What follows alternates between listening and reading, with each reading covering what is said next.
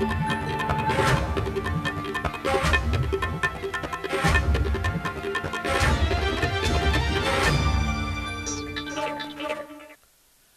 Break के बाद आपका स्वागत है। राजस्थान में ओवरलोडिंग के चलते लगातार बढ़ रहे सड़क हादसों को लेकर अब गृह मंत्रालय ने सख्ती दिखाना शुरू कर दिया है और इसी को लेकर गृह मंत्री गुलाबचंद कटारिया ने साफ किया कि जिस तरह से थाने में मौत का जिम्मेदार पूरा थाना होता है, तो वैसे ही अगर किसी भी थाना सर्किल में ओवरलोडिंग की वजह से हुए हादसे का जिम्मेदार संबंधित थाना ही होगा। उदयपुर के पटेल सर्किल स्थित बीजेपी पार्टी कार्यालय में जन सुनवाई के बाद मीडिया से बात करते हुए कटारिया ने ओवरलोडिंग के चलते बढ़ते सड़क हादसों पर चिंता जाहिर की।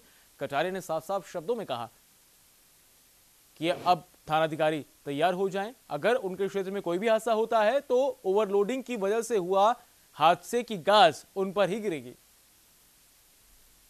कोशिश कर रहे हैं पर वास्तव में एक्सीडेंटल डेथ घट नहीं रही है। प्रयत्न कई बार किया, इस बार भी हमने सभी को लेटर लिखा है कि जिस क्षेत्र में ओवरलोडिंग के कारण से कोई गाड़ी का एक्सीडेंट हो जाएगा तो थाना उसके लिए जिम्मेदार होगा और उनके खिलाफ कार्रवाई होगी। जैसे कस्टडी में किसी की डेथ हो जाती है तो पूरा थाना जिम्मेदार रहता है, वैसे ही जिस थाना क्षेत्र में ओवरलोडिंग के कारण से एक्सीडेंट से डेथ हुई है तो थाना उसके लिए जिम्मेदार होगा।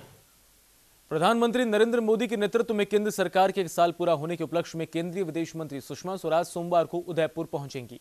सुषमा स्वराज के उदयपुर दौरे को लेकर तैयारियों को अंतिम रूप दे दिया जा रहा है और वहीं गुलाबचंद कटारिया ने रविवार को बीजेपी पार्टी कार्यालय में संगठन के आला पदाधिकारियों की एक बैठक ली और उचित दिशा निर्देश दिए। केंद्रीय मंत्री सुषमा स्वराज के दौरे को लेकर मंडल स्तर पर कार्यकर्ताओं और श्रोताओं को जुटाने के लिए आह्वान किया गया है।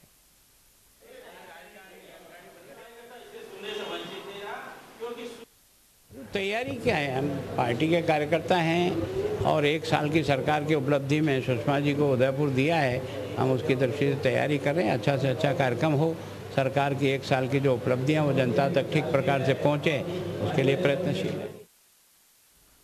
बिहार के पूर्व उप मुख्यमंत्री सुशील मोदी बरारी विधानसभा क्षेत्र में कार्यकर्ता सम्मेलन में भाग लेने के लिए कटिहार पहुंचे, जहां उन्होंने लालू यादव पर टिप्पणी करते हुए उन्हें गौ हत्यारा बता दिया। इसकी वजहों का भी उन्होंने जिक्र किया। उन्होंने ये भी कहा कि बिहार में सिर्फ नीतीश कुमार ही नहीं बल्कि लालू, नीतीश और सोनिया की सरकार चल रही है। लालू जी कह रहे हैं कि मेरे दिल में गौ माता है, उनका जो छपा था, और मैंने तो गौ के झिल्ली लगाई अपने दिल के अंदर, तो गौ हत्या करेगा ना लगाए होंगे भी। और ये सरकार केवल नीतीश कुमार की अकेली सरकार नहीं, ये लालू यादव, सोनिया गांधी, नीतीश कुमार की मिलीजुली सरकार, ये तीनों मिलकर सरकार चलाई है और ये किसान विरोधी सरकार है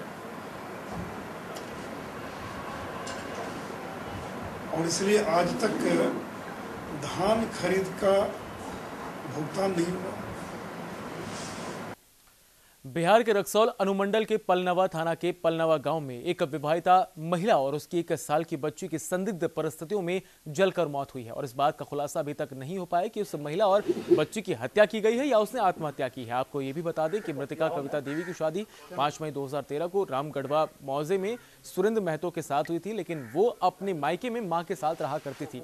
पुलिस मौके पर पहुंचकर छानबीन में जुटी है और जांच के बाद ही पता चल पाएगा कि ये हत्या है या आत्महत्या।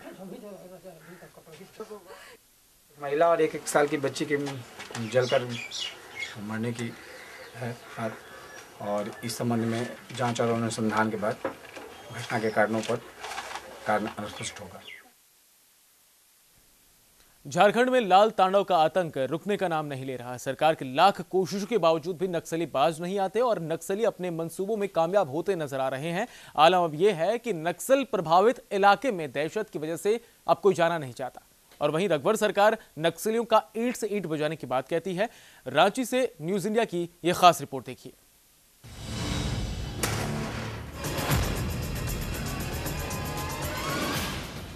नक्सली का तांडव झारखंड में थमने का नाम नहीं ले रहा है। नक्सलियों ने दुमका जिले के कांडीकुंथ थाना क्षेत्र के कुसुम्बा गांव में कुछ दिन पहले एक बड़ी नक्सली घटना को अंजाम दिया। नक्सलियों ने कुसुम्बा नदी पर बन रहे पुल पर काम करने वाले मजदूरों को जमकर पीटा और पुल के निर्माण कार्य में लगे पोपकीन और उपकरण को भी आग के हवाले कर दिया। इस घटना के चश्मदीद बने मजदूर इतने ज्यादा खौफजदा थे कि कैमरे के सामने कुछ भी बोल नहीं पाए।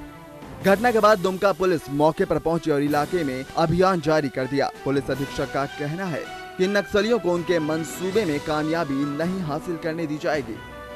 इलाका में डर का माहौल पैदा करने के लिए हम लोगों द्वारा एक पुल का कंस्ट्रक्शन साइट में उधर का एक मशीन जलाया है, बेसिकली उधर का पोकलाइन मशीन जलाया है और सूचना है कि जो है 10-15 की संख्या में उग्रवादी रात के समय में आए थे और मशीन जला के चले गया है और पुल का काम बंद करने के लिए उन्होंने धमकी भी दिया है और उसके बाद लगातार जो है उधर पुलिस अभियान अभी उस इलाका में कर रहा है और संभावित रिट्रीट वाला इलाका है जहां उधर भी हम लोग अभियान अभी जारी रखा हुआ है और घटनास्थल पर हम सभी सीनियर ऑफिसर्स गए थे और उधर का जो है हम लोग अभी काम देखा भी है और फ्यूचर में जो है ज़रूरत पड़ने पर हम लोग सिक्योरिटी फोर्सेस देते हुए काम जारी रखवाएंगे और जो भी कंस्ट्रक्शन कंपनी उन लोगों का कॉन्फिडेंस हम लोग बरकरार रखेंगे, हम लोग फोर्स भी देंगे।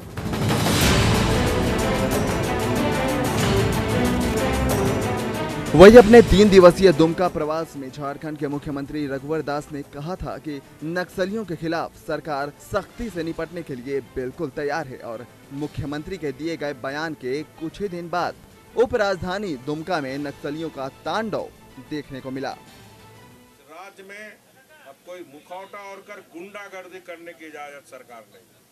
कोई समस्या तो है, हम बात करने को सीधे तैयार, लेकिन लेवी लेकर उस लेवी लेने से किसको घाटा होगा? गरीब। जो योजना है, योजना भ्रष्टाचार में,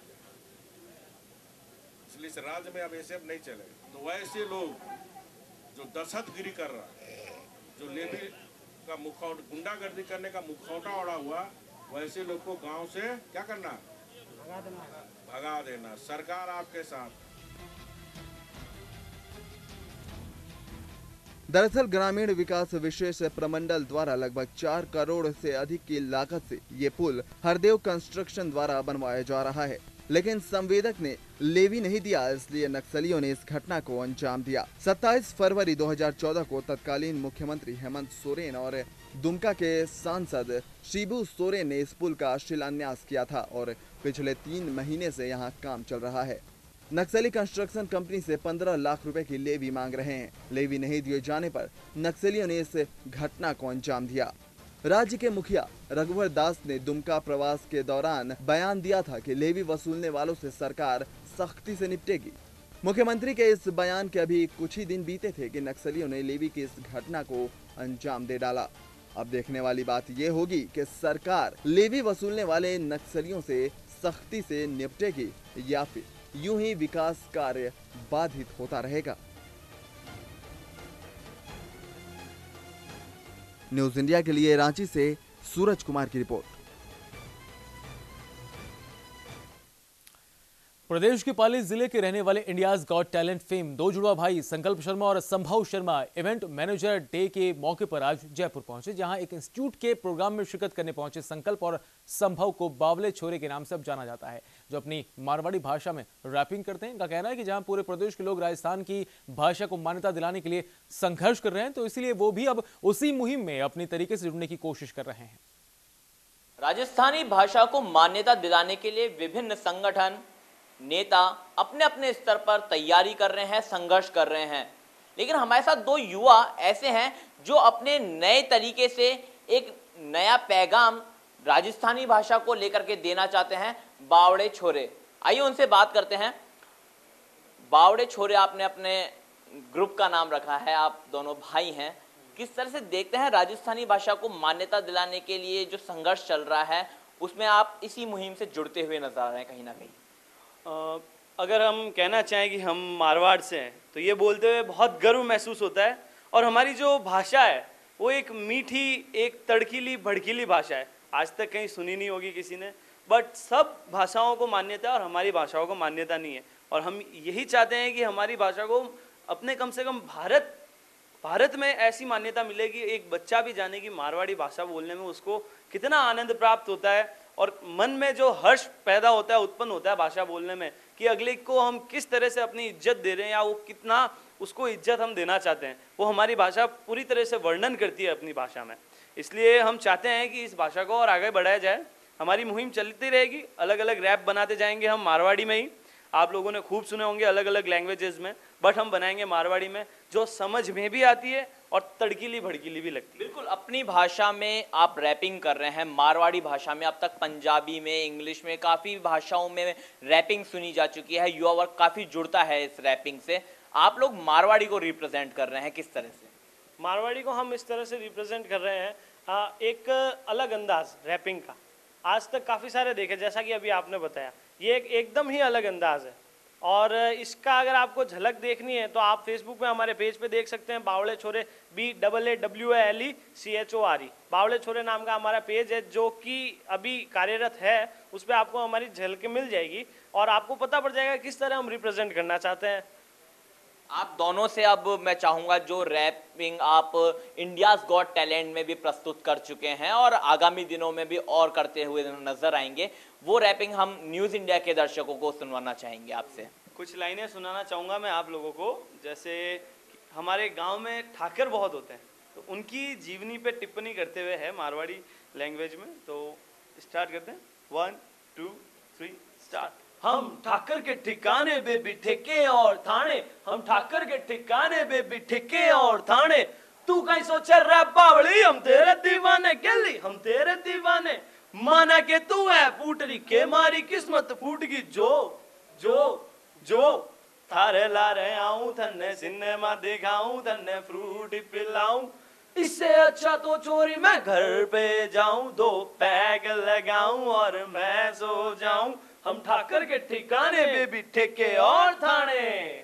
और बिल्कुल बहुत खूब यहाँ पर कहा जा सकता है कि हनी सिंह को टक्कर देने के लिए अब ये राजस्थानी छोरे, बावड़े छोरे कहीं ना कहीं अब हनी सिंह को टक्कर देके आएंगे। और साथ ही साथ राजस्थानी भाषा को मान्यता दिलाने के लिए जो मुहिम इनके द्वारा छेड़ी गई है, उसमें कितने सफल होते हैं ये देखने वाली बात होगी।